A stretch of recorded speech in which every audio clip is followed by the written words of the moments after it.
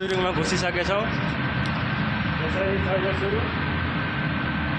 यहाँ hydro पावरको line हो, blasting भइरहेको छ। कति भित्र छ हेर्नु पर्यो है गाइज।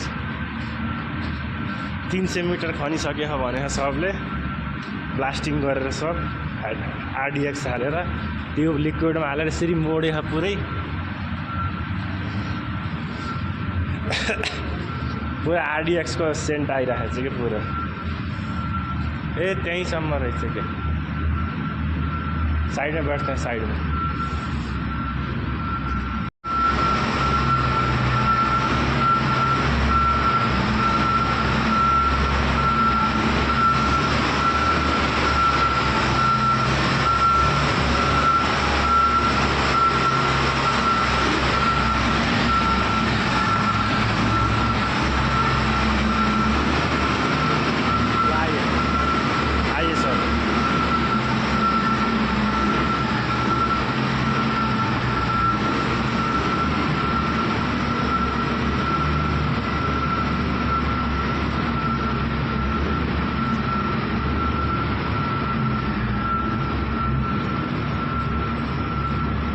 थुप्रै खनिसक्यो यार।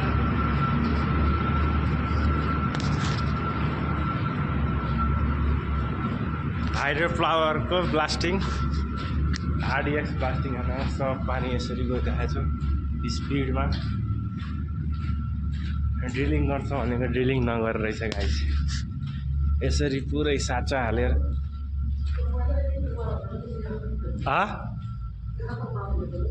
ये साँचा बनाया देखी ना फलाम रख के नहीं। कहाँ तक मारा था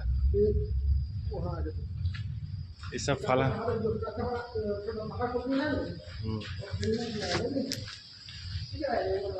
हाँ ये फ्रेमिंग किया है। तो जहाँ जहाँ उनको कमजोर नजर आता है ना वहाँ फ्रेमिंग कर देता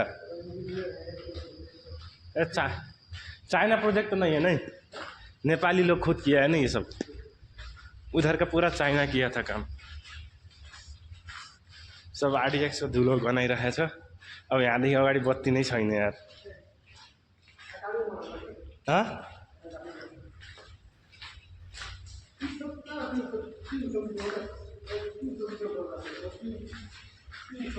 त्यही 300 मिटर भनेको 900 फिट भयो। यहाँ पानी परिरहेछ। बत्तीको सोर्स भनेको यहीँसम्म मात्र हो गाइस। यो सब आरडीएक्स को पोइन्टहरु हो ब्लास्ट गर्ने। भएन र 300 मिटर।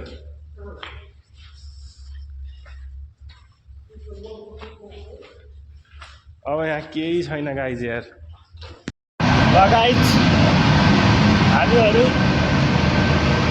एटोमिक सुरुङमा घुस्दै हो।